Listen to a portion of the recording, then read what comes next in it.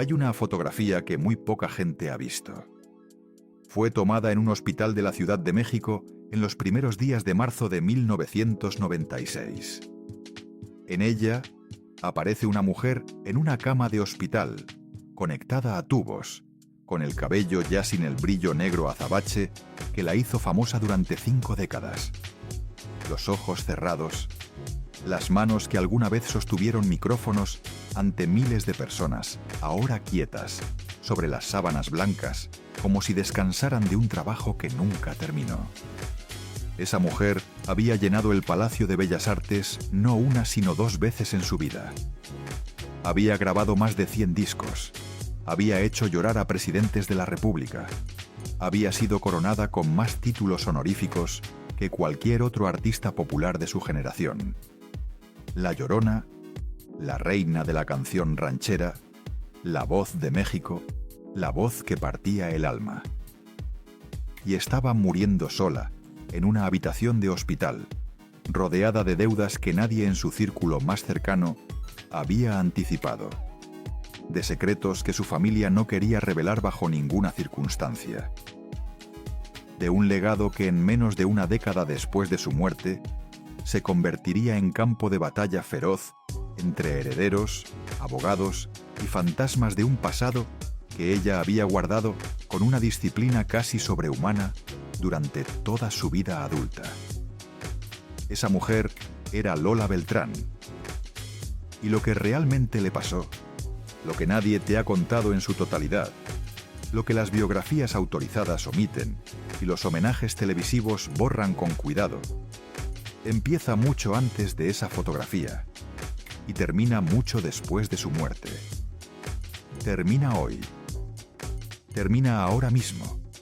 Mientras el nombre de la mujer que fue la voz más poderosa de la música ranchera del siglo XX se desvanece lentamente de la memoria colectiva de un país que la usó, la aplaudió, la celebró y luego la dejó irse sin darle lo que merecía. A lo largo de los próximos minutos vas a conocer 4 cosas que casi nadie se atreve a decir en voz alta sobre Lola Beltrán.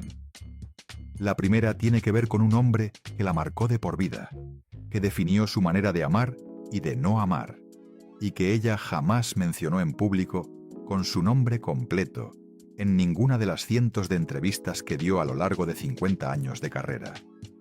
La segunda involucra a un hijo, cuya existencia fue negada, reducida o simplemente ignorada durante décadas por personas muy cercanas a ella.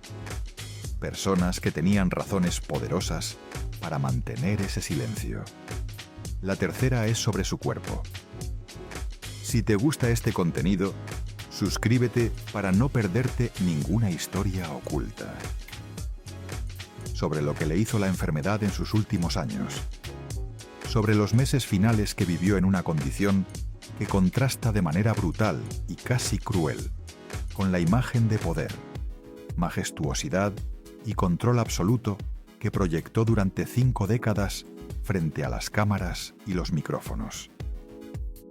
Y la cuarta revelación, la más perturbadora de todas, la que menos se ha documentado públicamente, pero que sigue teniendo consecuencias reales y tangibles hasta hoy, es sobre lo que quedó después de su muerte. Su fortuna, su catálogo musical, su nombre, su imagen, y quién terminó controlando todo eso, y por qué razones que no tienen nada que ver con honrar su memoria. Si abandonas este video antes del final, te perderás exactamente esa última revelación, la que explica por qué la voz más grande de la música ranchera mexicana del siglo XX hoy no tiene ni un museo, ni una calle importante en la capital que la coronó, ni un monumento en el pueblo que la vio nacer. Te avisaré cuando lleguemos a cada una de las 4. Dolores Evangelina. Beltrán del Río nació el 7 de marzo de 1932 en El Rosario, Sinaloa.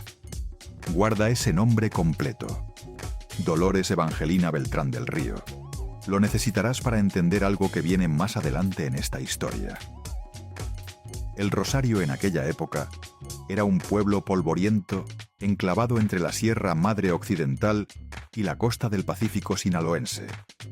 Un lugar donde el calor en los meses de verano era de los que doblan el cuerpo y donde las familias de clase trabajadora sobrevivían con lo que la tierra y el mar podían dar, con lo que los patrones de las haciendas vecinas quisieran pagar y con la resignación que se aprende cuando no hay otra opción visible en el horizonte. Las calles eran de tierra. Las casas tenían techos de lámina que en las noches de lluvia hacían un ruido que los niños aprendían a no temer, porque el miedo era un lujo que tampoco podían costear. Así era el Rosario en 1932. Así fue el primer escenario de la vida, de la mujer que décadas después haría llorar a estadios enteros de personas con una sola frase cantada. Su padre, Rosendo Beltrán, era un hombre de carácter que las personas que lo conocieron describían de maneras que dependían de quién hablara y en qué momento de su vida lo habían conocido. Algunos decían que era trabajador, que era responsable, que era un hombre de su época que hacía lo que podía con lo que tenía. Otros, los más cercanos, los que lo vieron de cerca en los momentos difíciles, pintaban un cuadro diferente. Un hombre que alternaba entre periodos de ternura genuina y largos meses de ausencia emocional que en la práctica equivalían a una ausencia física, aunque el cuerpo estuviera presente en la misma habitación. No era un padre violento en el sentido más brutal del término, pero era un padre que frecuentemente no estaba, que no escuchaba realmente, que miraba a sus hijos sin verlos, como si la pobreza y el cansancio le hubieran apagado algo adentro que ya no tenía energía para encender. Su madre, Carmen del Río, era una mujer de una fortaleza silenciosa que se manifestaba no en discursos ni en quejas, sino en la manera en que seguía adelante todos los días, sin importar lo que el día anterior hubiera traído. Y cantaba. Carmen del Río cantaba mientras hacía las tortillas de maíz en el comal, cantaba mientras lavaba la ropa en la batea, cantaba mientras hervía los frijoles en la olla de barro que ocupaba el lugar más permanente de la cocina.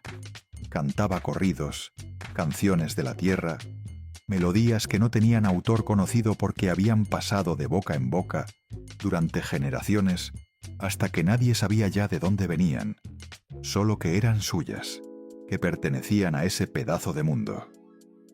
El primer recuerdo musical consciente de Lola Beltrán, según ella misma contó en una entrevista de 1978 con la revista Somos, era el de su madre cantando La Llorona mientras hervía frijoles en esa olla de barro. Ese sonido, dijo con una pausa que el entrevistador no supo cómo llenar, se le quedó grabado en algún lugar del cuerpo, que no era exactamente el oído. Era otra cosa. Era más profundo que el oído. La infancia en el Rosario no fue una historia de privaciones extremas en el sentido de hambre o peligro físico constante, pero tampoco fue la infancia protegida y sin fricción que permite a los niños crecer sin cicatrices. Lola era la mayor de varios hermanos, y desde muy pequeña internalizó una verdad que los hijos mayores de familias humildes aprenden de maneras que nadie les enseña explícitamente, pero que el ambiente les va depositando en el cuerpo. La responsabilidad era suya. Ella tenía que ayudar. Ella tenía que cuidar a los menores cuando la madre estaba ocupada. Ella tenía que ser la que no se quejaba, la que no pedía, la que funcionaba aunque no tuviera ganas de funcionar. Y en ese contexto, donde el espacio para los sueños propios era estrecho y los recursos para perseguirlos prácticamente inexistentes, encontró en el canto una salida que no le costaba dinero y que nadie podía quitarle. Cantaba en la escuela y los maestros se quedaban quietos cuando ella abría la boca, no por disciplina, sino por algo que no sabían nombrar todavía. Cantaba en la iglesia y las mujeres mayores se miraban entre sí con una expresión que mezclaba sorpresa y reconocimiento. La expresión de quien está viendo algo que no debería existir en un lugar tan pequeño. Cantaba en las fiestas del pueblo, donde a veces le daban unas monedas o un plato de comida a cambio, y la gente que había bailado toda la noche se detenía a escuchar cuando era su turno, porque esa voz tenía algo que las otras voces no tenían, algo que no era técnica porque nadie le había enseñado técnica, algo que venía de antes de la técnica, de un lugar más primitivo y más honesto. A los 12 años ganó un concurso local de canto en el Rosario.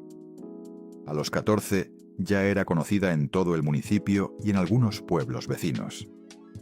A los 16 años, en 1948, tomó una decisión que su madre lloró durante días y que su padre recibió con el silencio pesado de quien no entiende, pero tampoco va a prohibir, porque en el fondo ya sabe que hay cosas que no se pueden detener. Lola Beltrán se iba a la Ciudad de México, sola, sin conocer a nadie en esa ciudad enorme y ajena, con una maleta de cartón que contenía la ropa que cabía en ella, algo de dinero que había juntado de sus actuaciones de pueblo y la certeza absoluta, irracional y totalmente necesaria de que su voz valía algo y de que alguien en algún lugar de esa ciudad iba a reconocerlo. Tenía 16 años. Era 1948. México era un país que estaba cambiando a velocidades que los pueblos como el Rosario apenas podían percibir desde lejos. Y una niña de 16 años tomaba un autobús que la llevaría a un lugar donde nadie la esperaba, donde nadie sabía su nombre, donde nadie le debía nada. Lo que encontró en la capital no fue la gloria que había imaginado en los buses y en los largos tramos de carretera sinuosa que atraviesan la sierra entre Sinaloa y el centro del país. Fue algo mucho más duro y mucho más formativo. Durante los primeros años en la ciudad, vivió en cuartos de azotea que en invierno eran fríos de un modo que alguien criado en el Pacífico no puede anticipar. Cuartos donde el baño era compartido con otros inquilinos y donde las paredes delgadas no guardaban ningún secreto. Comió lo que podía conseguir con lo que podía ganar, que en los primeros meses era muy poco. Tocó puertas en estaciones de radio que la mandaban a esperar en pasillos durante horas para luego decirle que el responsable no podía recibirla. Trabajó como secretaria en una oficina donde su jefe nunca aprendió bien su nombre. Trabajó como empleada doméstica en una casa de la colonia Polanco, donde la señora de la casa le pagaba con puntualidad, pero la trataba con la cortesía fría y sin calor de quien sabe que está haciendo un favor. Trabajó como mesera en un restaurante cerca de la Alameda, donde los clientes dejaban propinas que dependían más de cómo los tratabas que de lo que pedían. Pero seguía cantando. Seguía presentándose en donde hubiera un micrófono, aunque no hubiera paga. Seguía apareciendo en veladas, en fiestas privadas, en eventos de colonia donde a veces la compensaban y a veces simplemente le agradecían con palabras que no pagaban la renta, pero que confirmaban lo que ella ya sabía. Su voz era real. Lo que sentía cuando cantaba era real. Y tarde o temprano, alguien con el poder de abrirle una puerta verdadera iba a escucharla. En 1954, después de 6 años de resistencia silenciosa en una ciudad que no le había dado nada fácil, la contrató la XW, la estación de radio más importante del país. Fundada en 1930 y apodada La Voz de la América Latina desde México. El espacio donde los grandes de la música popular mexicana habían construido sus carreras y donde el nombre de un artista podía cambiar de la noche a la mañana si el programa correcto lo ponía en el aire a la hora correcta. Ahí empezó todo. Ahí comenzó la transformación de Dolores Evangelina Beltrán del Río, la niña del Rosario, en Lola Beltrán, la figura que México adoptaría como propia. Y ahí también, en esos pasillos de la XW que olían a tabaco, a brillantina y a la ambición concentrada de 100 personas que querían ser las únicas en llegar. Conoció al primer hombre que la marcaría de por vida, al hombre cuyo nombre te pedí que guardaras desde el principio de esta historia. Guarda ese dato. Llegamos a él muy pronto. El ascenso de Lola Beltrán desde la XW hasta la cima de la música popular mexicana no fue un proceso gradual de años silenciosos. Fue una explosión que tomó por sorpresa incluso a los productores más experimentados de la industria. Hombres que llevaban décadas en el negocio y que creían que ya no podían ser sorprendidos por nada. Para 1955, apenas un año después de su contratación en la XW, ya tenía su propio programa. Para 1957 había firmado con el sello Peerless, uno de los más importantes del país, y había grabado sus primeros discos que comenzaron a rotar no solo en México, sino en toda Latinoamérica, en las comunidades mexicanas de Estados Unidos, en España y en partes de Europa, donde había emigrantes hispanohablantes que reconocían en esa voz algo de la tierra que habían dejado. Para 1959, cuando grabó Cucurrucucú Paloma, en la versión que se convertiría en la definitiva, en la que ninguna versión posterior podría superar, aunque muchos lo intentaron, tenía 27 años y ya era imposible ignorarla. Cucurrucucú Paloma. Esa canción compuesta por Tomás Méndez se convirtió en algo que trasciende la categoría de éxito comercial, algo que trasciende incluso la categoría de clásico. Se convirtió en un documento sonoro de la emoción humana en su forma más destilada, la prueba de que hay combinaciones de voz, melodía y letra que activan en el sistema nervioso humano respuestas que ningún análisis racional puede anticipar ni explicar del todo. Cuando Lola Beltrán abría la boca para cantar esa paloma que lloraba y lloraba de tanto que la quería, cuando su voz subía hacia los falsetes que parecían imposibles viniendo de una garganta humana, y luego bajaba de nuevo al registro de tierra y raíz, que era su zona más natural. Algo en el pecho de quien escuchaba se apretaba de una manera que no tenía explicación racional. No era solo la técnica, aunque la técnica era impresionante. No era solo el timbre, aunque el timbre era único.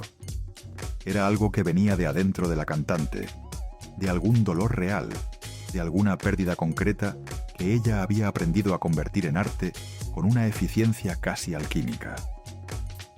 Dicen, y esto lo cuentan músicos y técnicos de grabación que estuvieron presentes en sesiones de la época, que cuando Lola Beltrán grababa una canción de verdad, una de esas canciones que le llegaban al hueso, los propios músicos de la orquesta perdían la concentración porque tenían que detenerse a controlar algo que se les movía adentro.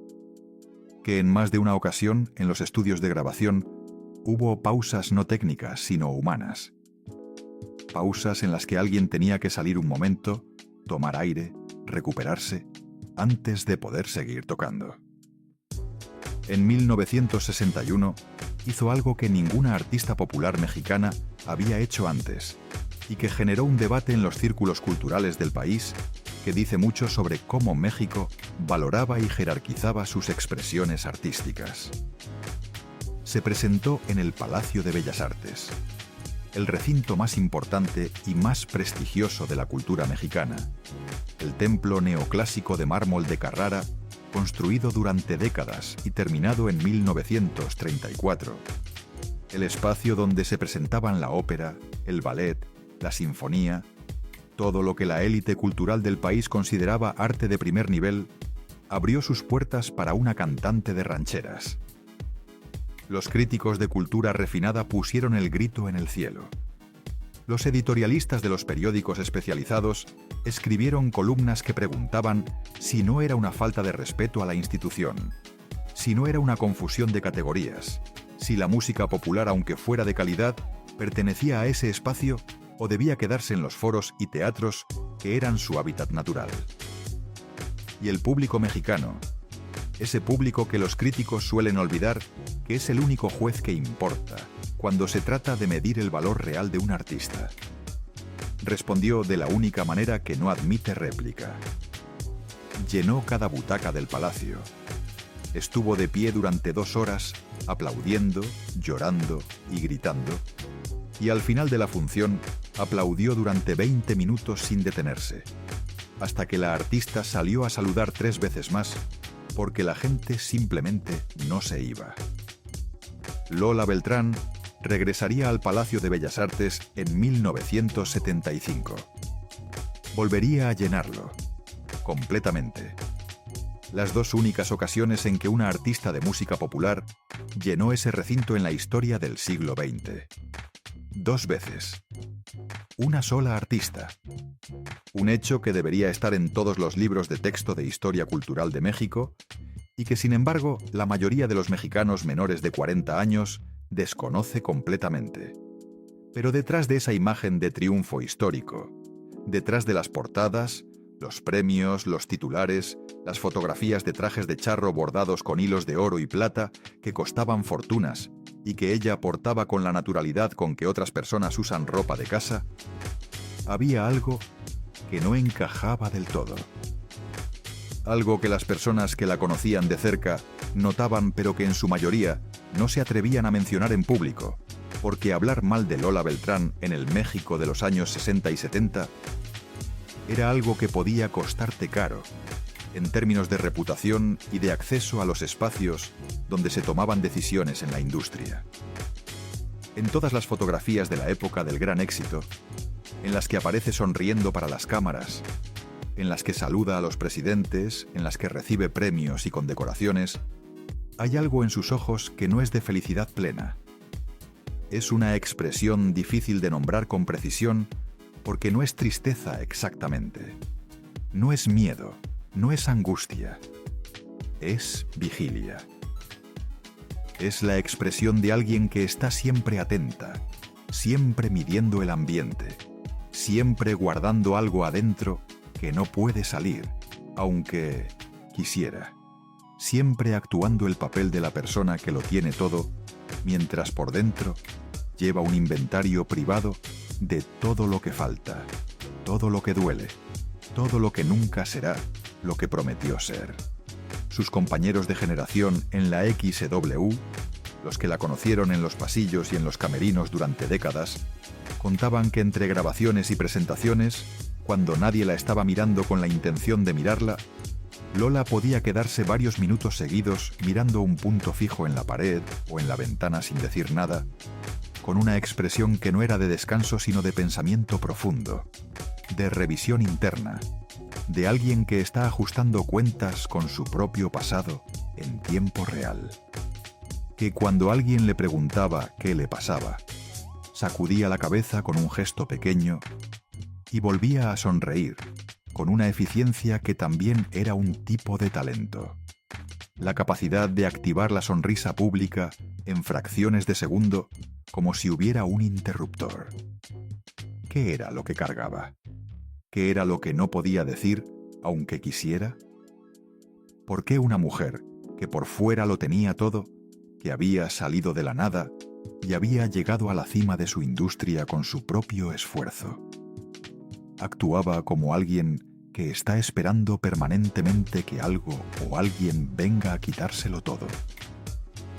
¿Qué había pasado en esos primeros años en la ciudad?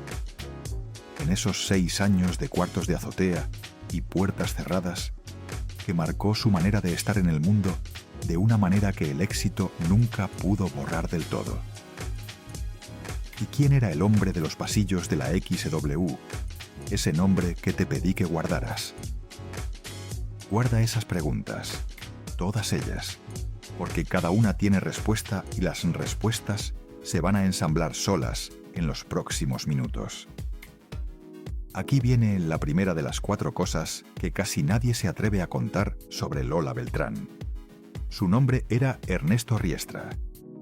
Era productor musical con experiencia y con contactos en toda la industria del entretenimiento mexicano de la época. Hombre casado desde hacía años, varios años mayor que Lola, con una reputación profesional sólida y con la capacidad de abrir o cerrar puertas con una sola llamada telefónica en la Ciudad de México de los años 50 y 60. La conoció en los pasillos de la XW cuando ella tenía 23 años y él tenía cerca de 40. Lo que vio no fue solo a una cantante con talento excepcional, aunque eso también lo vio con la claridad de quien lleva décadas en el negocio y sabe reconocer lo genuino cuando lo escucha. Vio también a una mujer joven, sola en una ciudad que no era la suya, sin red de protección, sin familia cerca, sin nadie que le explicara las reglas no escritas de un mundo que tiene sus propias jerarquías y sus propias leyes que ningún contrato menciona explícitamente. Le abrió puertas, le consiguió grabaciones que sin su intervención habrían tardado años más en llegar. Le presentó a personas cuya amistad y cuyo apoyo fueron determinantes en los primeros años de su carrera. Y la enamoró. La enamoró con una intensidad que ella, según testimonios recogidos por el investigador y periodista musical Ángel Miquel, en sus trabajos sobre la época dorada del entretenimiento mexicano, nunca pudo superar del todo, nunca pudo archivar en la memoria con la distancia tranquila con que se guardan las cosas que ya no duelen.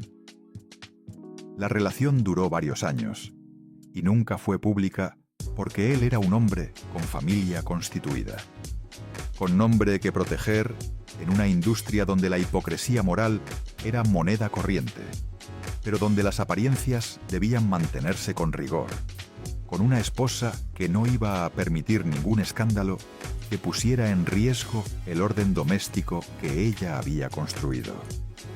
Lola aceptó ese rol. Aceptó ser la que no podía ser mencionada, la que esperaba en segundo plano, la que cuando llegaba a un evento donde él también estaba, lo saludaba con la cortesía profesional de dos colegas, porque eso era lo que la situación exigía. Y lo aceptó porque lo amaba con una sinceridad que no tenía la frialdad calculadora que a veces se atribuye a las mujeres en estos arreglos. Y porque en aquella época, una mujer sola, en la industria del espectáculo, sin apellido conocido, sin padrinos de familia, necesitaba a mí alguien que la respaldara, alguien con poder real, alguien que dijera su nombre en los cuartos donde se tomaban decisiones sobre quién grababa y quién no, sobre quién aparecía en qué programa y con qué frecuencia, sobre quién era el nombre del momento y quién era prescindible. El precio de ese respaldo fue la invisibilidad completa de su propio dolor. Fue la imposibilidad de llorar en público cuando algo dolía.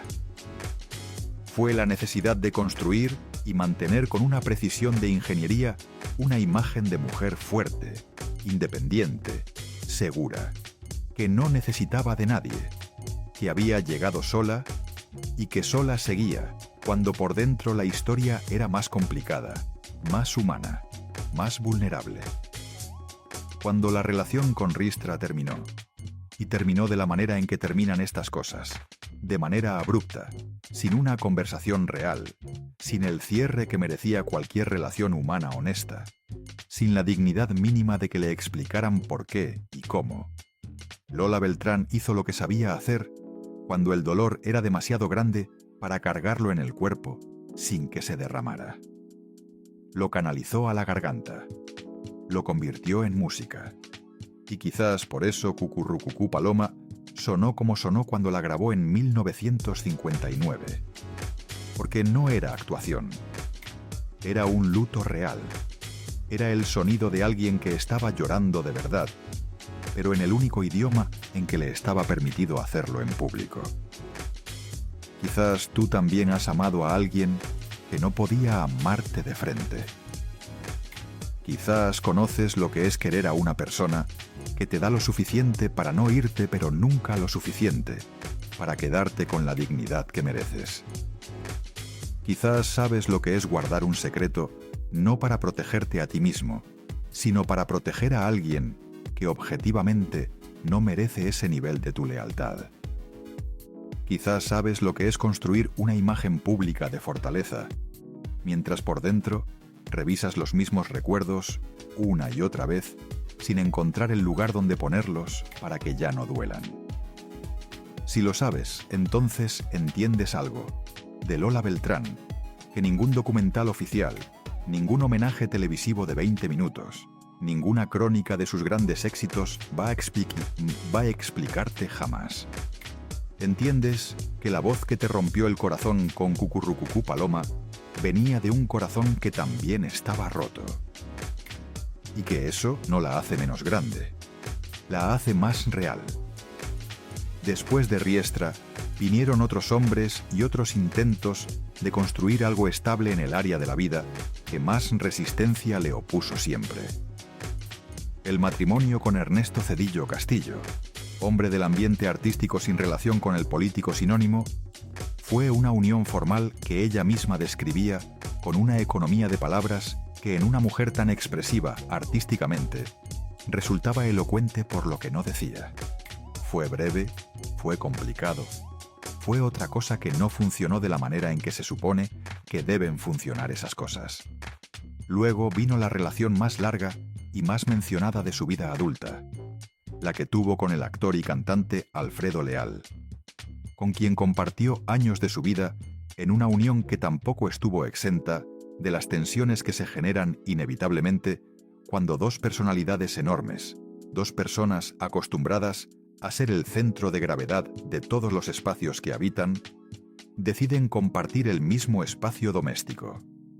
Las personas que los conocieron describían una dinámica de dos fuerzas que se atraían con una intensidad real, pero que cuando chocaban, lo hacían con una energía que a los que estaban cerca les resultaba difícil de presenciar. Pero lo peor aún no había comenzado. Lo peor en la historia de Lola Beltrán no era ninguna relación romántica fallida. Era algo más profundo. Era algo que involucraba sangre y silencio y una decisión que una vez tomada ya no tiene marcha atrás. Aquí viene la segunda revelación. Más difícil de documentar que la primera, pero más consistente en los testimonios periféricos que existen, en los rumores que circularon durante décadas entre personas del medio artístico mexicano que tenían razones para saber lo que decían, y en algunas referencias veladas que aparecen en entrevistas que Lola Beltrán dio en distintos momentos cuando el periodista de turno se atrevía a presionar un poco más, allá de las respuestas ensayadas. Lola Beltrán tuvo un hijo que no aparece en ningún árbol genealógico oficial, que no fue presentado públicamente en ningún momento de la vida de su madre, cuya existencia fue negada de manera activa, reducida a rumor, minimizada como chisme de vecindad o simplemente ignorada con el silencio estratégico de quienes saben que el silencio sostenido puede convertir una verdad incómoda en algo que con el tiempo la gente decide que nunca existió. Los registros del Estado Civil en México durante las décadas de los 50 y 60 son documentos complejos, especialmente en lo que respecta a partos y nacimientos que no ocurrieron en las condiciones ideales o que por distintas razones se registraron bajo nombres diferentes, en otras entidades del país, con informantes que no eran los padres biológicos. Lo que sí existe, lo que no puede descartarse con un gesto de la mano, es el testimonio de al menos 3 personas del círculo cercano a Lola Beltrán. Personas que en distintos momentos de sus vidas, en distintos contextos y ante distintos interlocutores, hicieron referencia a la existencia de un hijo anterior a cualquiera de sus uniones formales. Un hijo que fue criado por una familia en Sinaloa, posiblemente en El Rosario o en algún municipio cercano. Un hijo que ella sostuvo económicamente de manera discreta durante años, pero con quien nunca tuvo una relación pública reconocida. Un hijo que, según estas versiones, murió sin haber sido reconocido públicamente por la mujer que le dio la vida. Estas son testimonios recogidos de manera indirecta. Son afirmaciones que no tienen respaldo documental verificable en este momento. Son, en el sentido más estricto, acusaciones que no son condenas. Pero las preguntas permanecen con una persistencia que el tiempo no ha podido resolver. ¿Por qué una mujer que amaba a los niños con una ternura que sus colegas describían como genuina y desbordante, que era conocida por su afecto hacia los hijos de sus amigos y de sus compañeros del medio artístico, nunca habló de maternidad propia con la naturalidad que tenía para hablar de casi cualquier otro tema? ¿Por qué, en decenas de entrevistas, a lo largo de 50 años de carrera pública, ante periodistas de distintas generaciones y de distintos medios, el tema de los hijos era el único que producía en ella esa combinación específica de desviar la mirada y cambiar el tema con una rapidez que a quien prestaba atención le resultaba llamativa? ¿Qué significa que varias personas de El Rosario y sus alrededores, personas que no tenían ningún incentivo para inventar historias sobre una celebridad, mencionaran de manera casual y no coordinada, en conversaciones que no estaban siendo grabadas, la existencia de un pariente de Lola que vivió toda su vida en Sinaloa sin haber sido reconocido públicamente por ella? Guarda esas preguntas. Todas ellas, porque juntas forman una imagen que por sí sola ninguna de ellas puede crear. 1932. Nace en El Rosario, Sinaloa, en una familia sin recursos pero con música en el aire. 1954.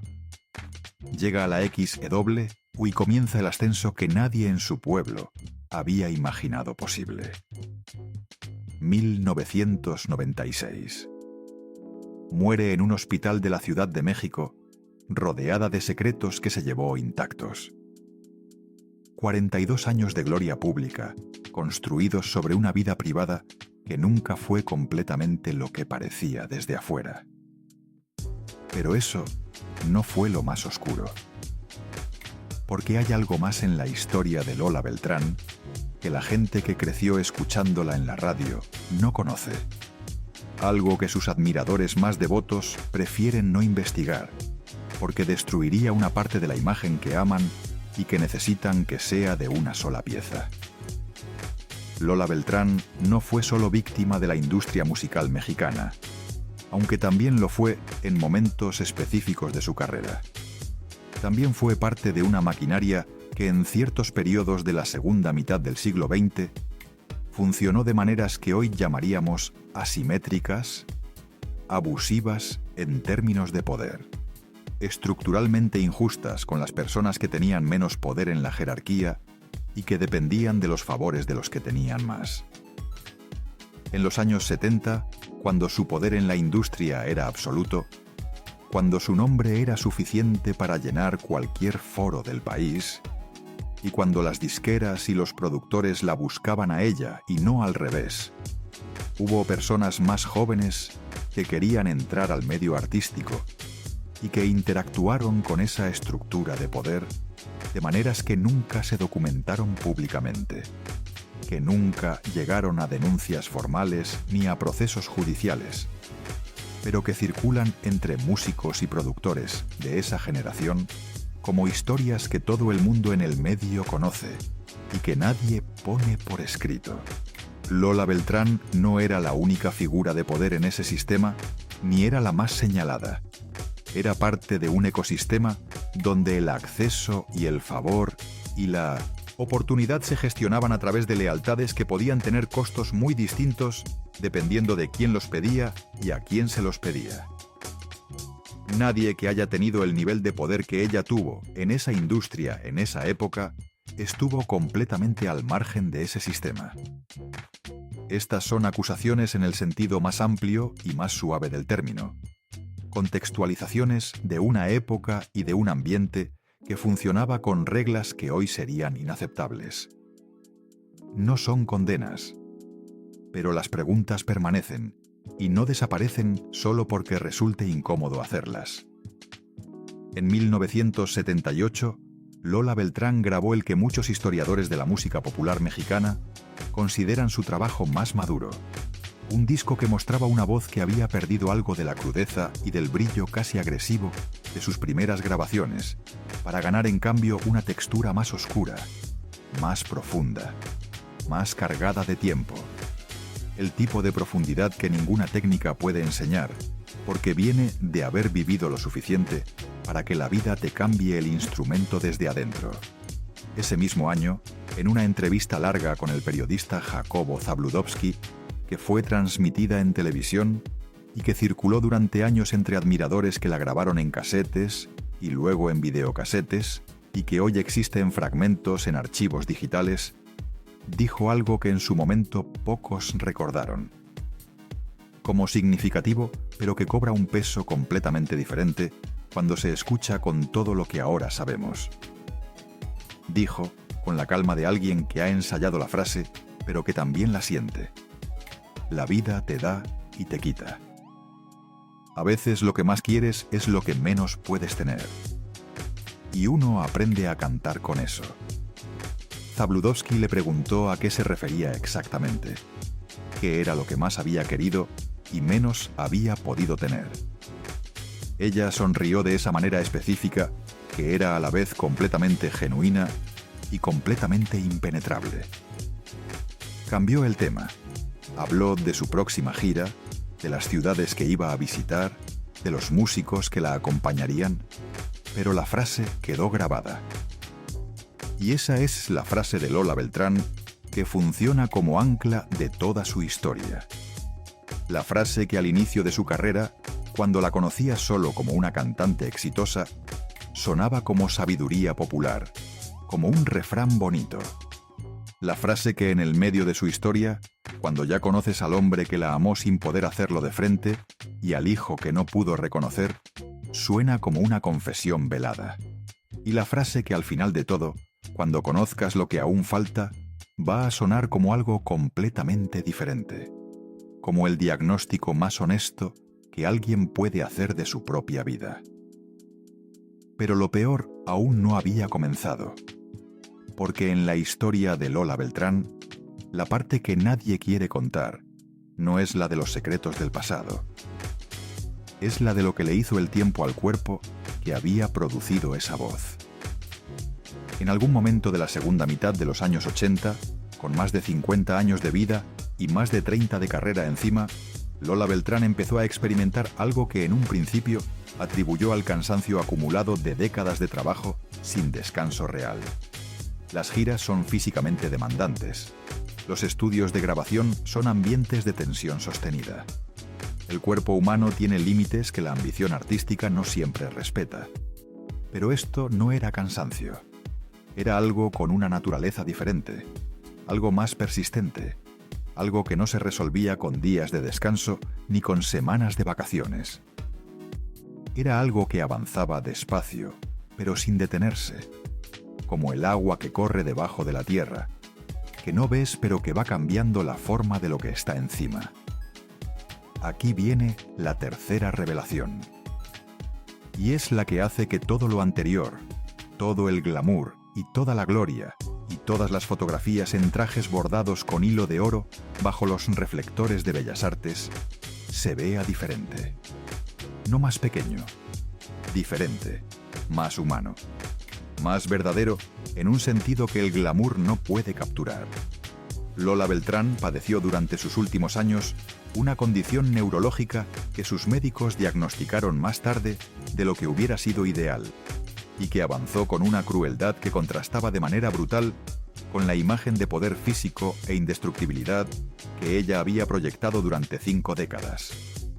Los detalles clínicos específicos de su diagnóstico nunca fueron completamente revelados por su familia, que tomó la decisión de proteger esa información con la misma energía con que Lola había protegido sus secretos personales toda su vida. Lo que sí se sabe, a través de declaraciones de personas cercanas a ella durante los años 90, de crónicas periodísticas de la época que mencionaban su estado de salud con la cautela que imponía el respeto a una figura de esa magnitud, y del testimonio de un médico que la atendió durante ese periodo y que habló años después, bajo condición de anonimato, con un periodista de la fuente de espectáculos de un diario de circulación nacional, es que experimentó episodios progresivamente frecuentes de pérdida de memoria, dificultad creciente para coordinar algunos movimientos físicos, y momentos en los que no reconocía de inmediato a personas que había visto toda su vida, personas que eran parte de su historia desde hacía décadas. El médico que habló bajo anonimato describió algo que es al mismo tiempo desolador y de una belleza extraña y perturbadora. Una mujer que en sus últimos meses alternaba entre momentos de total lucidez en los que cantaba fragmentos de canciones con perfecta afinación y con la misma intención emocional de siempre, como si la enfermedad no pudiera alcanzar esa parte específica de quién era. Y momentos en los que no sabía con certeza en qué ciudad estaba, qué año era, qué había pasado en los últimos días. Esa imagen, la de la reina de la canción ranchera desorientada en una habitación de hospital, cantando en voz baja fragmentos de Cucurrucucú Paloma como si estuviera en un ensayo privado, sin público, sin micrófono, sin reflectores. Es la imagen que su familia nunca quiso que el público conociera. Y se entiende completamente. Nadie quiere que ese sea el último fotograma de la película de una vida. Nadie quiere que la última imagen sea la de la vulnerabilidad más desnuda. Pero también es la imagen más verdadera, la más honesta, la que confirma con una elocuencia que ningún discurso de homenaje puede igualar que detrás de la voz que hacía llorar a estadios enteros había una mujer de carne y hueso que al final de su vida fue tan frágil, tan necesitada de cuidado, tan pequeña frente a lo que el cuerpo puede hacer cuando decide fallar, como cualquier otra persona que ha vivido suficiente para llegar a ese momento. Yolanda Bravo Beltrán, su hija adoptiva, declaró en ocasiones que los últimos meses de Lola fueron periodos marcados por el dolor físico, pero también por momentos de ternura que ella atesoró.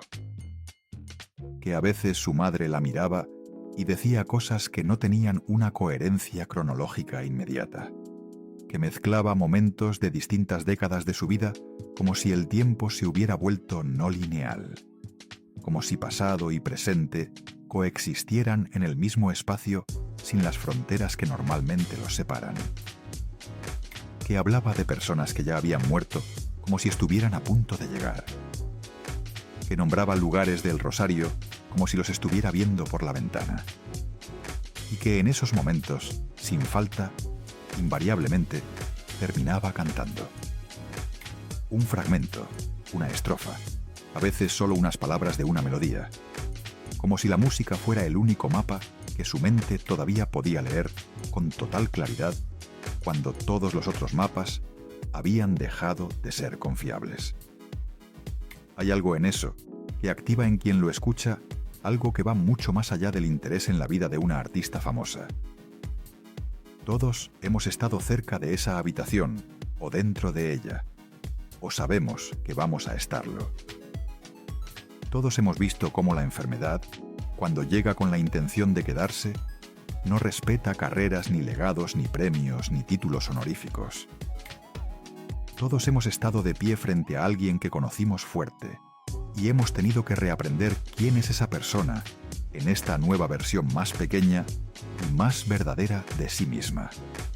Y todos sabemos, aunque preferimos no pensarlo demasiado, lo que se siente cuando la persona que amamos ya no te mira con el reconocimiento inmediato de siempre, cuando el tiempo se vuelve confuso para ella, cuando te das cuenta de que la despedida empezó antes de que te dieran permiso de estar listo para ella.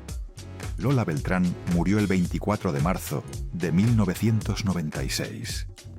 Tenía 64 años. Le faltaban 13 días para cumplir los 65. México la lloró de la manera en que México llora a sus grandes figuras cuando ya no están para recibir lo que no les dio mientras estaban vivas. Con ceremonias solemnes, con discursos de funcionarios que jamás la habían llamado cuando importaba, con portadas de periódico que usaban los superlativos que antes se habían negado a concederle, con programas especiales de televisión que en 2 horas pretendían resumir 50 años de una vida que no cabe en 2 horas. El presidente en turno mandó sus condolencias a través de un comunicado. Sus colegas del medio artístico desfilaron ante su féretro en el Palacio de Bellas Artes, el mismo recinto que ella había llenado 2 veces en vida y que ahora la recibía una tercera vez, pero en un cajón de madera. La radio tocó sus canciones durante días. Y entonces el circo del duelo mediático pasó. Como siempre pasa, con la misma eficiencia con que siempre pasa. Y quedó lo que queda cuando se van las cámaras y los discursos y los homenajes y la gente vuelve a sus vidas. Y el nombre del que murió empieza a aparecer con menos frecuencia en las conversaciones, hasta que un día ya no aparece. Salvo cuando alguien pone una de sus canciones y alguien más en la habitación dice: «Ah, qué bonita canción», y no recuerda el nombre de quien la cantó. La cuarta revelación, la más perturbadora, la que más silencio ha generado y la que más consecuencias sigue teniendo décadas después. La que explica por qué hoy, casi 30 años después de su muerte, el nombre de Lola Beltrán no tiene en México la dimensión monumental que su obra objetivamente merece. Lola Beltrán murió sin un testamento claro y sin una estructura legal que protegiera su legado de manera eficiente. Esto en el contexto de una artista que había grabado más de 100 álbumes a lo largo de 4 décadas, que era titular de derechos sobre canciones que seguían sonando en todas las estaciones de radio del país y en todos los países de habla hispana del mundo, que tenía contratos activos, propiedades, regalías acumuladas y un nombre comercial cuyo valor era difícil de calcular pero que era innegablemente enorme, fue no una omisión menor, sino una bomba de tiempo que estalló con una velocidad que tomó desprevenidos a muchos que estaban cerca de ella. Lo que siguió a su muerte fue una batalla legal y familiar que se extendió durante años, que involucró a herederos legales con interpretaciones distintas sobre qué les correspondía, a personas que reclamaban derechos sobre partes específicas de su catálogo, basándose en contratos firmados en condiciones que en vida de Lola habrían podido renegociarse, pero que en su ausencia tenían la rigidez de los documentos legales sin contraparte viva, y a sellos discográficos que con la legalidad de su lado aprovecharon el vacío de poder para renegociar acuerdos en condiciones que favorecían a las empresas y no a los herederos de la artista. El catálogo de Lola Beltrán, el conjunto de sus grabaciones, sus derechos de imagen, sus regalías presentes y futuras, quedaron fragmentados entre distintas manos con distintos intereses y distintos niveles de compromiso con preservar y dignificar lo que ella había construido. Algunas de esas manos eran de personas que genuinamente la amaron y que querían honrarla. Otras eran de instituciones corporativas que simplemente habían identificado una oportunidad y que tenían los abogados y el tiempo para aprovecharla. El resultado de esa fragmentación es visible hoy, 30 años después, para quien quiera mirarlo con honestidad. Hoy no existe un museo Lola Beltrán en El Rosario, Sinaloa, el pueblo donde nació y que debería ser un destino de turismo cultural para todos los admiradores de la música ranchera mexicana del mundo hispanohablante. El municipio no tiene una sala de exposición permanente dedicada a ella, no tiene una estatua en la plaza principal, no tiene una calle central que lleve su nombre de manera que genere orgullo local y reconocimiento turístico. Su casa de infancia no ha sido declarada sitio de patrimonio cultural por ninguna instancia federal ni estatal. La Secretaría de Cultura no ha producido un documental oficial de largo aliento sobre su vida y su obra. Las nuevas generaciones de mexicanos, los jóvenes de 20 y 30 años, que son los consumidores culturales del presente, en su mayoría conocen su nombre de manera vaga si es que lo conocen, y solo la asocian con una canción, Cucurrucucú Paloma, porque esa canción apareció en una película extranjera que la presentó a audiencias que no habían crecido con ella. El resto del catálogo, las más de 100 grabaciones, las decenas de canciones que en su momento fueron himnos de una generación, el trabajo de 5 décadas, duerme en formatos que no están optimizados para la distribución digital moderna, en archivos que no han sido restaurados con los recursos que merecen, en un limbo entre distintos propietarios que no han llegado a acuerdos sobre cómo presentar ese material al mundo de manera que honre lo que fue. 1932. Nace en el Rosario una niña que nadie esperaba que llegara tan lejos. 1961. Llena el Palacio de Bellas Artes y cambia la historia de la música popular mexicana. 1975. Vuelve a llenarlo, la única artista popular en hacerlo. 1996. Muere a los 64 años, con deudas no saldadas y un legado sin la protección que merecía. 2026.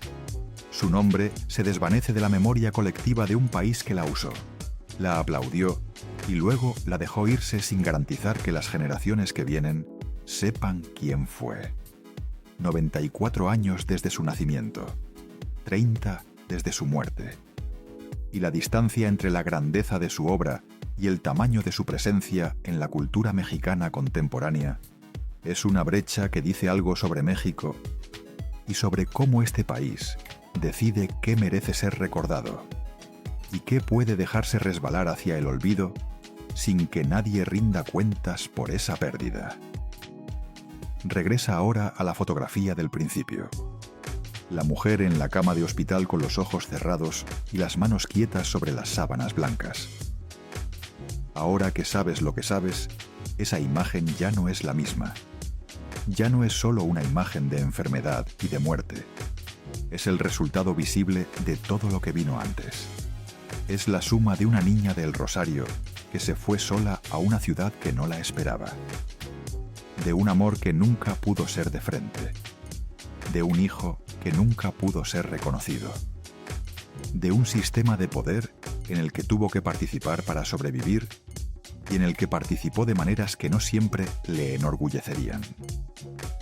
De una enfermedad que tomó lo que la vida había construido y lo fue deshaciendo con una paciencia que no distingue entre famosos y anónimos. Y de una herencia fragmentada por la ausencia de un papel firmado que ningún tributo póstumo puede sustituir. La vida te da y te quita. A veces lo que más quieres es lo que menos puedes tener. Y uno aprende a cantar con eso. Eso dijo Lola Beltrán en 1978. Al inicio de esta historia sonaba como sabiduría.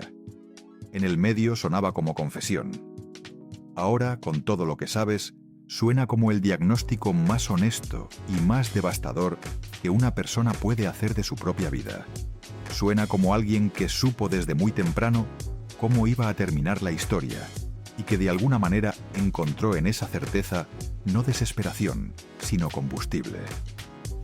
Suena como la voz de alguien que convirtió el dolor en algo que 50 años después de grabado sigue partiéndole el pecho a quien lo escucha. Y eso, más que ningún premio, más que ningún título honorífico, más que cualquier monumento que México no le ha construido todavía, es la definición exacta de un legado real.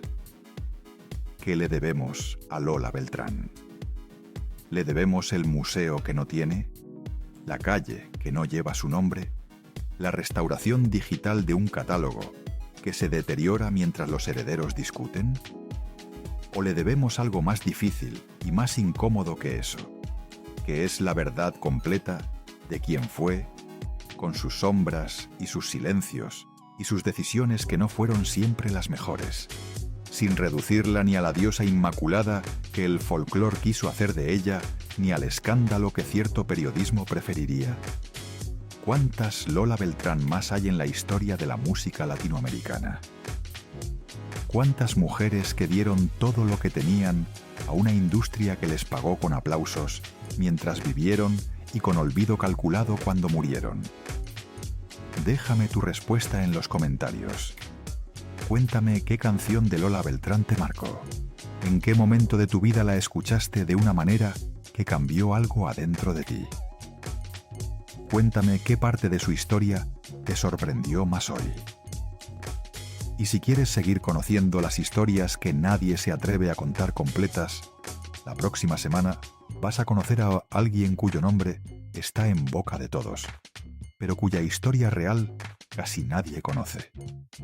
Un artista cuya muerte generó más preguntas que respuestas y cuya familia guarda hasta hoy documentos que nunca han visto la luz pública. No te la puedes perder. Suscríbete para no perderte ninguna historia secreta.